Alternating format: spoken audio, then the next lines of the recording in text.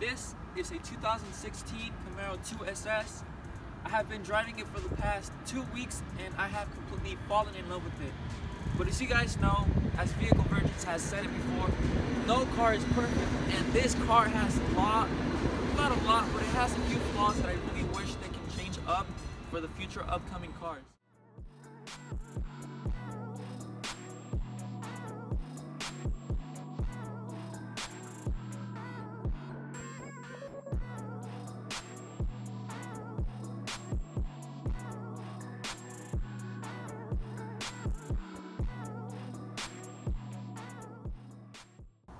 As you guys know, this is a 6.2 liter LT1 engine that comes straight from the Corvette.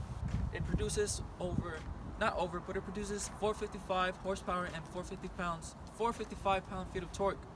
A full review of the car will be coming in an upcoming video. With that being said, there are 5 things that I hate about this car, and trust me, those 5 things are not going to change my mind about this car. They're only things that I think they could be fixed if GM would have put a little bit more thought into them. So I've seen that in many videos or reviews about this car. One of their biggest problems is the visibility. It really is not that bad. To me, the biggest problem, or one of the biggest problems, has to be the space inside the car. Let me show you guys real quick. As you guys can see, there is almost nothing inside this car as of right now, as we're speaking. And this is what I could fit. My pack of gum and this little port right here.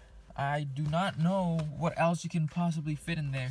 Say for example, you get in the car, you have your keys, right? You got like 2 keys in your keychain, and you went for fast food. Well, the only place to put your keys in reality would be the cup holders, because you can't leave them up here.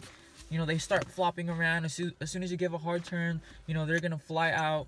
Or if you have, in my case, I have an automatic car, but in case you guys had a manual car, it would be in the way for shifting gears. So the most reasonable place to put your keys would be in the cup holders. But say you're in my shoes, you have 2 drinks, you're going out with a friend, with, you know, your girlfriend or something of that sort, and you decide you guys want to go get some fast food. You get 2 drinks, these keys will most likely go down here. You open the space on your armrest, under your armrest, you know, why would you put your keys inside there? You're always going to be forgetting them. I don't know if you guys can see, but there isn't enough space down there either. So let me show you guys how deep this is. So say for instance, right, you put your keys inside here. You see, like, it's that big, that small. You're going to close it. You're going to try and get out the car, and you're going to forget your keys. So your most reasonable place to put your keys would be the cup holder. I leave them here. That way I don't forget about my keys. Alright, you guys, so the second thing on my list is gonna have to be the windows. And no, not like I said, not because you can't see out of them. I can see out of them perfectly fine. And you know, for the blind spots, we have blind spot monitoring, so that is not the problem. The biggest problem with this window has to be the size of it. So you see, as you can see, I am almost covering my hand, the window, and I have little girl hands. If I give you guys another perspective, I'm gonna show you guys with the regular Jack in the Box bag. Once again, if you're gonna go through the drive-thru and you're gonna order some fast food, you know, it's kind of a problem to you know, get something in this car. So this is not even the biggest bag the Jack in the Box company offers, and yeah, as you guys can see, it does not fit anywhere in the window. Let me show you guys outside how it looks. Alright, so you're at McDonald's or something, and they hand you the bag. You know, once again, this bag does not fit through the window. You know, you need to squeeze it in, and if you have it, you know, with boxes and stuff, you know, you're gonna have a hard time to try and get your food inside the car. And you know, it's a struggle when you're actually in the drive-thru and you're trying to get some food, some fast food, you know, on the go, and you really don't want to spill, you really don't want to get anything on your car, on those seats, so it could be a problem. So the third thing on the list, you guys, again includes the window, but this time it has to do with how they operate. Alright, you guys, so the problem with the way the windows operate is you want to go for a nice drive and you're focused on driving on the road, right? And then for some reason you don't want to open the window all the way. You're not really focused on how much you want to press the button, right? So then you're driving, you're driving, and then you press it, and then you have to look away to see how to work this thing. And it could be perhaps a safety problem. As far as I'm concerned, I feel like it could really take your attention away from the road. And I know it's not a big deal, but it really is frustrating. I wish I can operate these to wherever I desire, but as you guys saw, a little tiny push and the window goes down. I literally have to be on top of how much I want to roll the window up or roll the window down. So the fourth thing on our list has to be the seats. So I'm used to reclining all the way back, and I know this is a sports car, and it's meant to be driven and it's meant to be tracked at some point. I wish they had a little bit more of luxury, if I could say it that way. So as you guys can see, we can go forward, we can go upward, we can go forward once again like this, or backwards, but that's as far as it goes.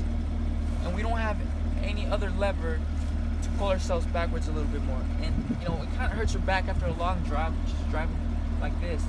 Say on my Mustang, I can recline all the way back, and I'm driving a lot more comfortable than I am here. Alright, you guys, and for the last thing that I hate about this car, it does not really involve the car. It's more the attention you get. See, for example, I'm on the younger side, if you can put it that way. And when I drive this car, I start to notice that a lot of people start looking at me, and they start how do I say, they give me bad looks, and especially the younger people too. You can't be anywhere without them giving you looks, or you can't be out eating inside the car, because there was this one night when I was eating in the car and somebody flashed a light, stuff like that. It's really annoying, and it comes with the car. Obviously, it's a nice car. People are gonna be looking at you, but then once they see that you're younger, they start giving you bad looks for some reason. But with that being said, you guys, none of these little problems have really changed my mind about how good this car is. I totally recommend you guys buying one of these, but I'd recommend you guys buying the 2SS, because obviously you get all the better options. Like I said, we're gonna make a full-on review of this car in upcoming future. It's gonna be soon, I know that for a fact. So if you guys stay tuned, you guys will know everything this car has, as well as the trims and the kind of Camaros you guys want to look at for the price range and for your necessities, as far as your work, if you want to daily drive the car, or if you simply want a car for the looks. I'll give you guys a good review on the Camaro. So with that being said, I hope you guys enjoyed this video.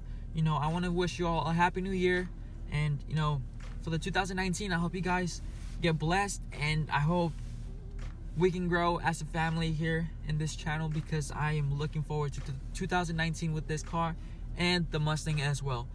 So just like that, you guys, I have to go, and I'll see you guys on my next video.